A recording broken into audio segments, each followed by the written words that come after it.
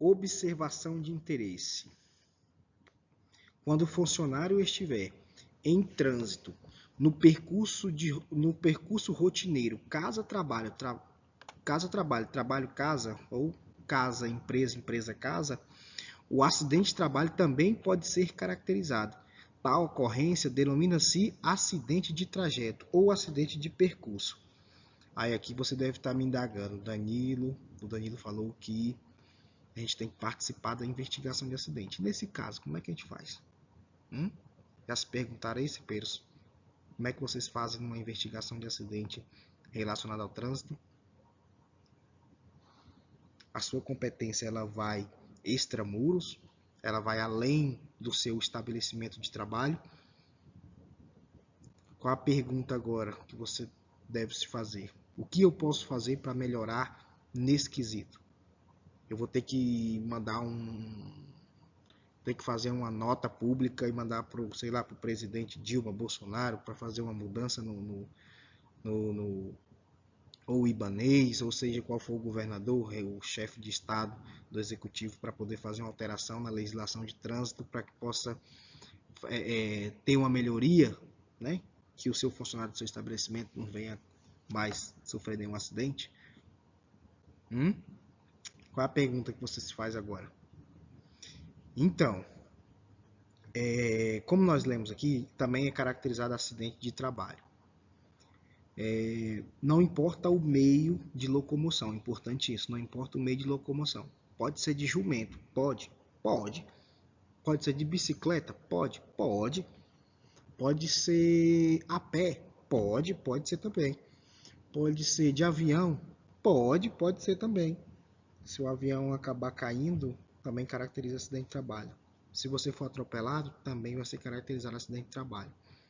Mas Danilo, me esclarece aí como é que funciona, porque eu tô indo para casa, daí eu decidi passar num barzinho, tomar uma, né, que eu gosto de tomar uma antes de chegar em casa, para chegar já de boa, que Dona Maria quer porque quer brigar, e hoje eu tô querendo relaxar um pouquinho, eu vou tomar uma dose, depois eu vou para casa. Caracteriza acidente de trabalho nesse quesito, Danilo? Não caracteriza. Claro que vai ter uma investigação para saber essa rota, né, que você faz todos os dias, né, saber se você quebrou esse ciclo ou não. Agora, lembrando, não importa o meio de locomoção. Pode ser de bicicleta, pode ser de carro, pode ser de jumento, pode ser de que for. Mas você não pode, né, sair dessa rota, né, e passar no barzinho, passar no restaurante, jogar um futebol e depois ir para casa e acontecer o acidente após isso aí já não mais caracteriza como acidente de trabalho, ok? Tem que ser no percurso do deslocamento que você faz sempre, ou seja, o normal, né? O normal que você faz todos os dias, né? Mas pode ser descaracterizado em função de outra terceirização que tu fizer nesse trajeto antes de chegar em casa. Eu vou passar no atacadão, vou fazer uma compra, vou passar no mercado, vou passar no açougue, fazer isso, fazer aquilo, depois eu vou cortar o cabelo, depois eu vou para casa. Aí acontece um acidente comigo. Aí não é mais caracterizado como acidente de trabalho. Ok?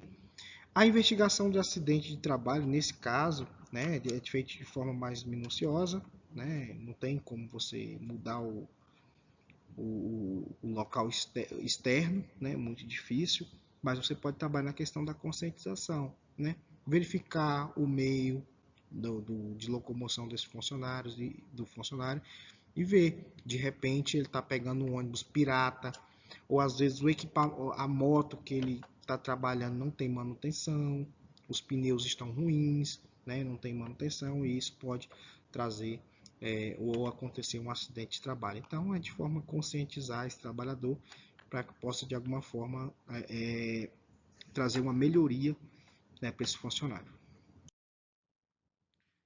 Mais uma informação, senhores, do nosso interesse: todo acidente de trabalho deve ser obrigatoriamente comunicado ao INSS e ao Ministério do Trabalho após o ocorrido, mediante preenchimento da CAT, que é o nosso comunicado de acidente de trabalho.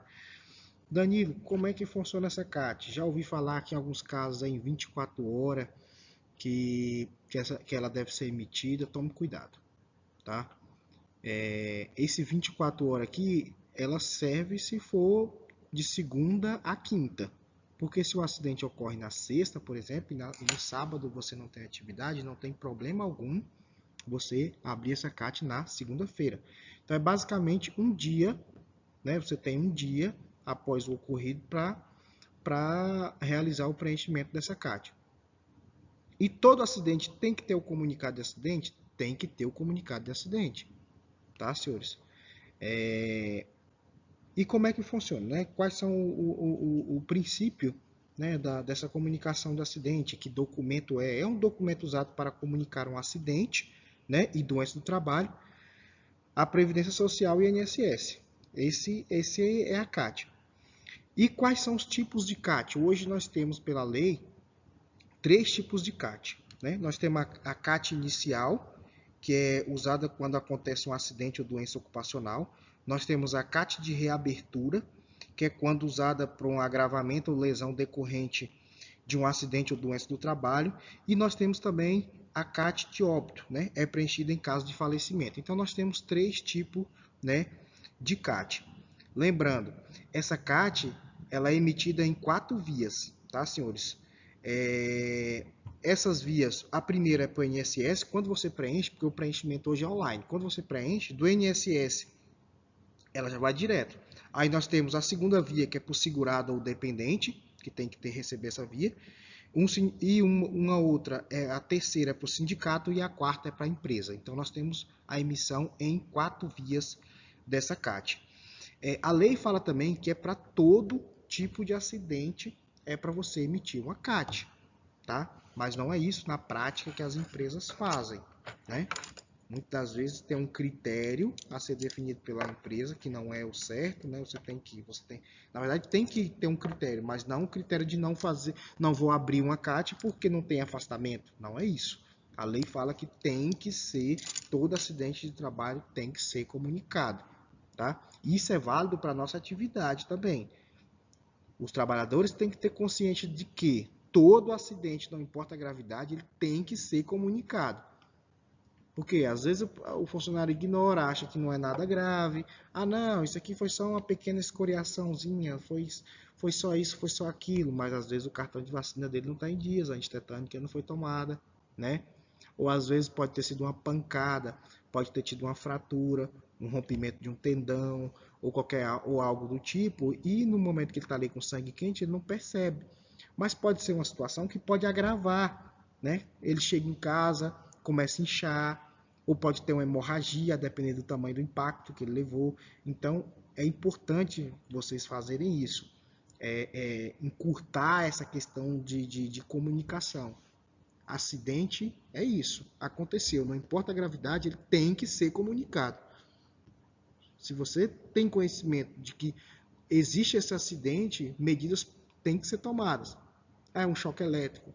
Ah, foi uma pancada. Meu amigo, tem que ir para o hospital. Tem que tirar um raio-x, tem que fazer a ressonância. Dependendo da situação, tem que fazer o encaminhamento para o hospital. Ok, senhores? Então é isso. A CAT ela tem que ser aberta para todo acidente. Lembrando, não é 24 horas. É o primeiro dia subsequente após o acontecimento. Dia útil, né? Vamos colocar aqui o quesito dia útil. Porque se ocorrer na sexta-feira, você pode abrir ela na segunda-feira, não tem problema.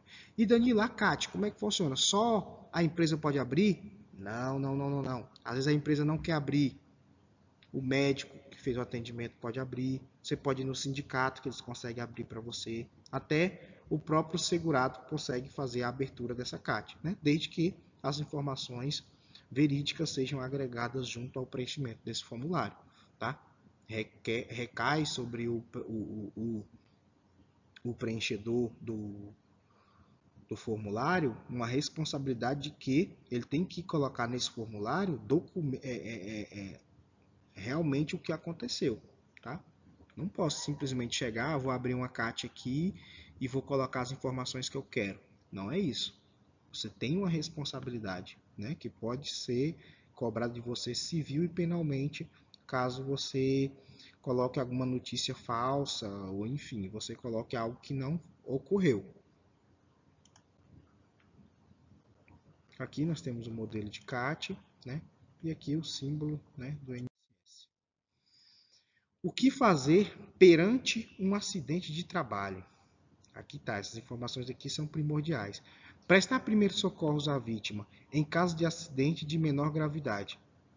Se acontecer um acidente, você pode, sim, prestar os primeiros socorros, mas há um limite, tá? A depender da circunstância, o melhor que se tem a fazer é apenas ligar para o bombeiro e conservar a cena, né? E lembrando sempre, você que está prestando os primeiros socorros, você não vai de cara, né?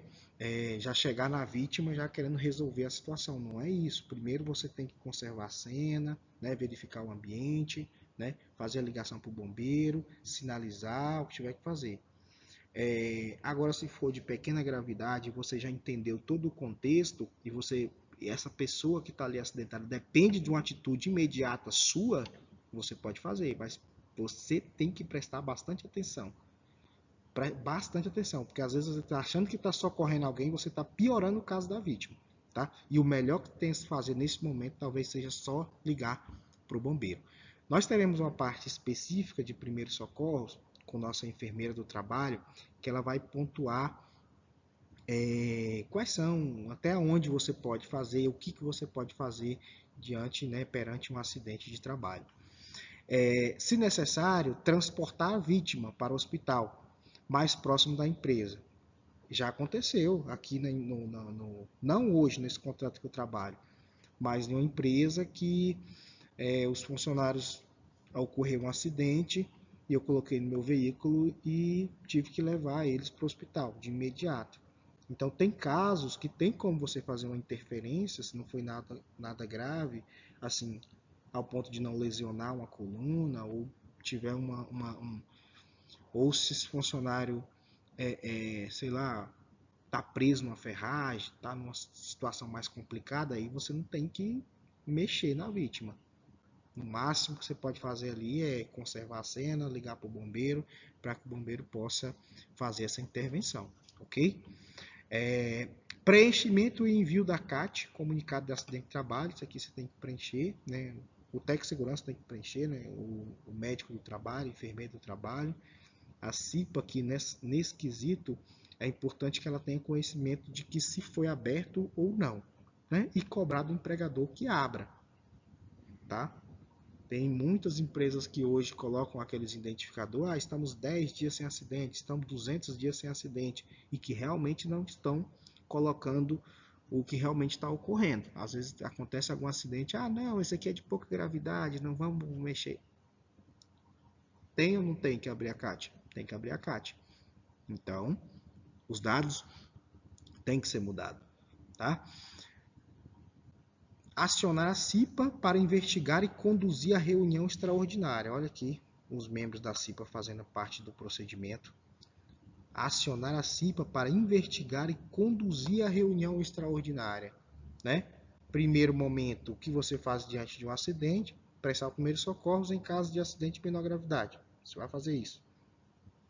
Se necessário, transportar a vítima para o hospital, né? Vamos colocar aqui um contexto para que vocês possam entender o que é menor gravidade.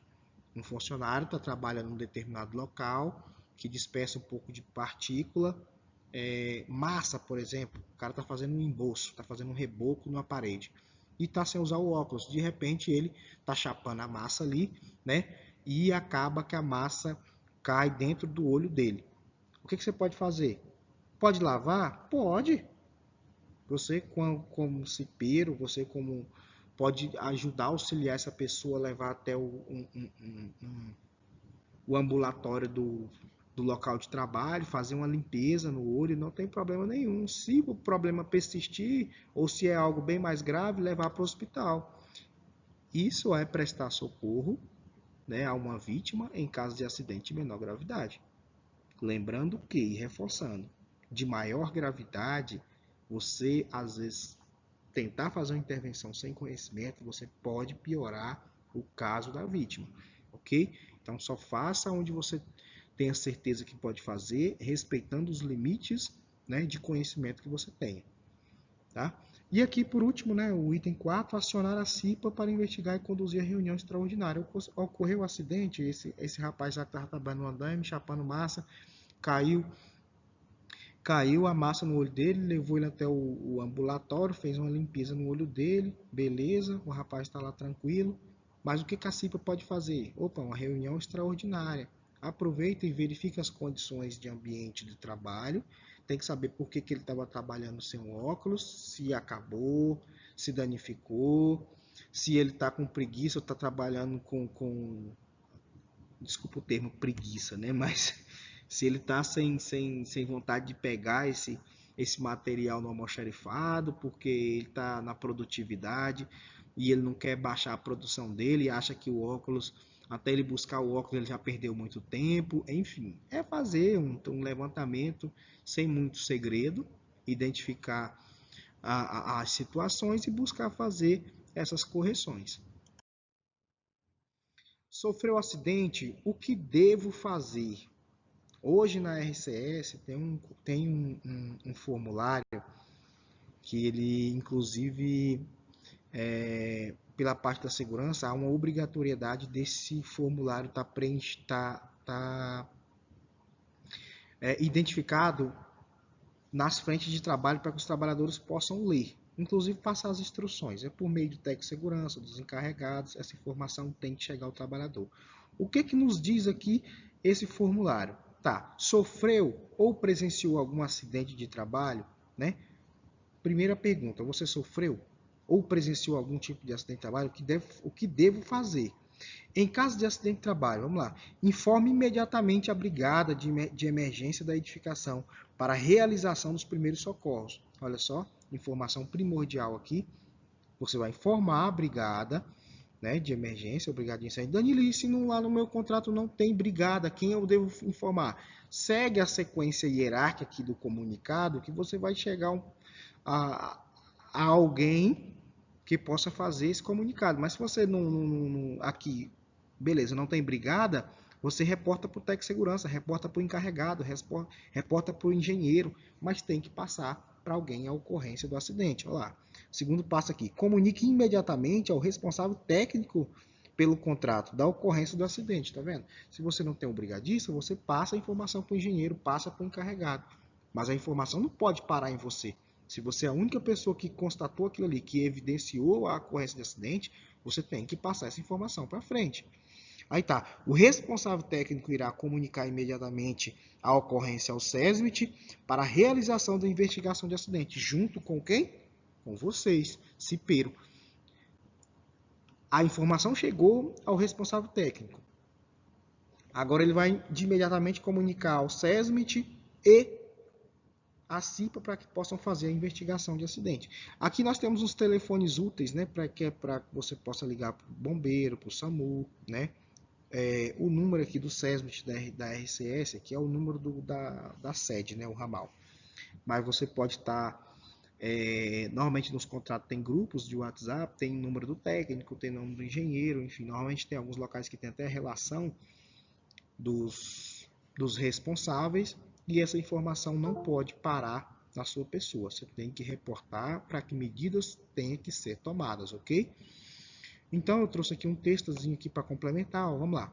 Comunicar a ocorrência de forma assertiva pode contribuir para diminuir as consequências do fato ocorrido, quando houver vítima e, consequentemente, lesão, ou mesmo diminuir perdas materiais. Portanto, a rapidez e a precisão do comunicado assumem relevância. Comunicar a ocorrência pode ser inicialmente verbal, ou com uso de telefone ou rádio, mas é importante que ele seja formalizado, sim, que é em relação à CAT que trouxemos lá atrás. Para tanto, a RCS desenvolveu um formulário padrão, de modo a lembrar a quem se deve comunicar as informações. Né? E está aqui constante as informações no comunicado. Quem você deve reportar, quem você deve levar essas informações. Aí tá. A informação ela pode ser passada por meio de rádio ou telefone. Mas aí tem um fatorzinho muito importante nesse quesito de levar a informação. Quando se fala rádio, né? Tem o chamado QRZ, que você vai chamar essa pessoa para o privado, estabelecer lá uma comunicação em outra linha que não seja o coletivo, né? Aqui no Data Center nós trabalhamos no ramal 16, no 16 e no 1, e a brigada trabalha no 5. Você chama essa pessoa para o particular, no QRZ, e trata essa informação. Por quê? Se você pega uma informação dessa e lança no rádio, às vezes pode acontecer um problema maior, que é o acúmulo de pessoas em cima do acidentado, né? Ah, você lança a informação, fulano aqui acabou de cair do andaime. Meu irmão, a obra todinha, ou o contrato todinho, em fração de segundo, vai estar em cima da vítima. Tem um fator curiosidade. Então, essa informação, ela tem que ser levada em consideração também, tá? Vai comunicar? Vai. Mas chama essa pessoa no privado e fala com ela, ó, fulano, responsável técnico, faz favor aqui em tal andar que aconteceu isso e isso, né? Trazer essa informação inicial de uma forma que não possa trazer mais problema diante do ocorrido. Aqui é um formulário com investigação de acidente, né? É o formuláriozinho que é trabalhado para você fazer a identificação do acidente. Aqui nós temos os dados do acidentado, nome, idade, sexo, né? A frente de trabalho onde ele trabalha, né? A data da admissão. Nós temos aqui também tempo de função, que essa pessoa trabalha nessa mesma função. Ah, aconteceu, o cara trabalhou 2 anos como pedreiro, depois ele foi classificado para carpinteiro. Depois de 2, 3 meses, ele se acidentou. Então é importante você rastrear o tempo de atividade que essa pessoa tem naquela função, né? Às vezes, de alguma forma, isso possa vir a contribuir no levantamento, no para formular essa ideia e trazer, né, mais informações para que você possa solucionar a problemática da ocorrência do acidente. Aqui também nós temos mais outras informações. Informações do evento. Aí você tem que definir o tipo, né? Aqui mais embaixo nós temos a atividade no momento do acidente. O que estava sendo desenvolvido? A data, né? O horário, o local. Aqui nós temos também a descrição do acidente. Lá você tem que descrever. O acidente foi isso, isso, isso e isso, né? Aí outra coisa, atendimento médico. Essa pessoa recebeu atendimento médico? Não. Sim ou não? Houve afastamento, né? Quantos dias? Então essas informações aqui é primordiais para que você possa também chegar para fazer esse levantamento, essa investigação, né? O local do hospital, a lesão, o tipo de lesão. Aqui você tem que descrever o CID, né? A identificação do acidente. Partes do corpo. Aonde foi a ocorrência do acidente? Foi no braço? Foi no joelho? Né? Foi no tronco? Foi no pé? Enfim, aqui nós temos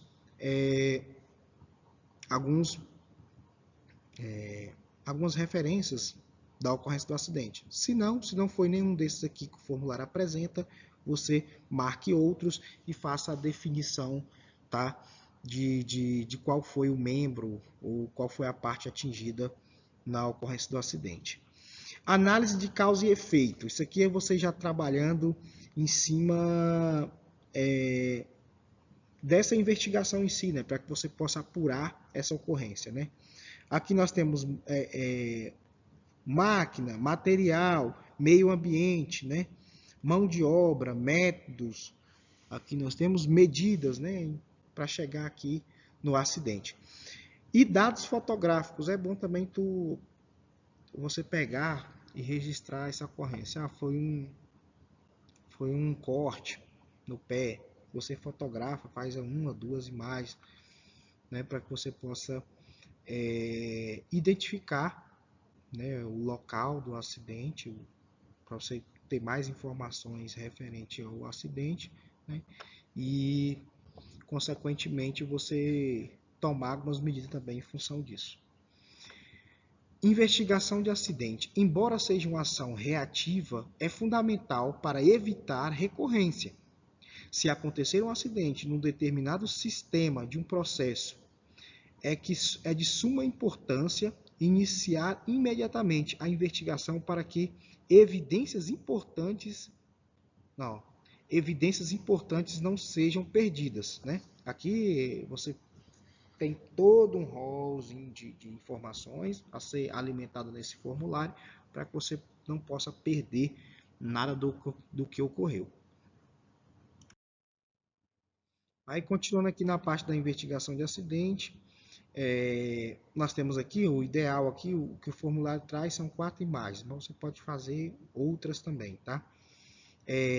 No item 6, nós temos causa raiz, que é a análise dos 5 porquê.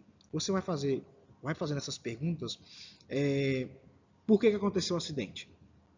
Porque o funcionário não estava com o treinamento. Segundo porquê. Por que o funcionário estava sem acidente? Por que o funcionário estava sem o treinamento? É o segundo porquê. Porque não tinha SESMIT estabelecido. Por que não tinha SESMIT estabelecido? Porque a empresa estava no início do contrato. Então você vai fazendo algumas perguntas, esses 5 porquês, até você chegar à causa raiz. Quando você chegar nesses 5 porquês, normalmente você já conseguiu filtrar a informação ao ponto de você chegar no denominador comum. Às vezes ainda vai ficar um pouquinho vago, mas é muito difícil. Então você tem essa regra desses 5 porquês que te traz a ideia central, né, para que você possa chegar a um denominador comum. Né? Claro que vai ter mais coisas para agregar nesse conjunto para você poder identificar realmente a causa do acidente. Mas esses 5 porquês aqui, quando você faz essas perguntas desses 5 porquês, ele já te traz basicamente a causa raiz da ocorrência desse acidente. Aqui é importante também você colocar testemunhas, né? No formulário pede aqui 2. Quem foi que presenciou o acidente? E se não teve testemunho no momento? O cara chegou lá, se deparou, o funcionário estava no chão caído. Aí coloca as pessoas que chegaram de imediato e presenciaram, né, a vítima ali no chão, enfim. Mas é interessante também você amarrar essas informações a testemunhas que estavam ali presentes. 8, aqui temos na opção 8, as ações, as causas, as ações, quem, né? Aqui também é interessante você alimentar essa planilha aqui para que você possa amarrar a tua informação. E no item 9, a conclusão. Você vai pegar a conclusão de todo esse levantamento e vai lá preencher direitinho para que você possa conseguir filtrar, né, todo esse levantamento discorrer ali 3, 4 linhas fazendo uma conclusão da causa do acidente. Aí a assinatura, né, das testemunhas, do acidentado, do membro da CIPA, do supervisor ou encarregado ou técnico de segurança, né? E datar ali na ocorrência do acidente você preenche ali a data, né? E consequentemente você faz essa conclusão desse formulário. Então, a legislação sobre investigação de acidente de trabalho. Investigar acidente de trabalho é dever do SESMIT, segundo a NR4, item 4.12, letra H. Vamos lá? Analisar e registrar em documentos específicos todos os acidentes ocorridos na empresa ou estabelecimento, com ou sem vítima, e todos os casos de doenças ocupacionais, descrevendo a história e as características do acidente ou da doença ocupacional, os fatores ambientais, as características do agente e as condições do indivíduo portador de doenças ocupacionais ou acidente. Aí tem mais um adendozinho importante, que aí você vai entender a parte da CIPA, a relevância da CIPA dentro dessa investigação de acidente. Investigar acidente de trabalho é dever da CIPA. Então, aqui nós temos na NR4 investigar como dever do SESMIT, e também nós temos aqui na NR5, né, no item 5.16, que fala também que é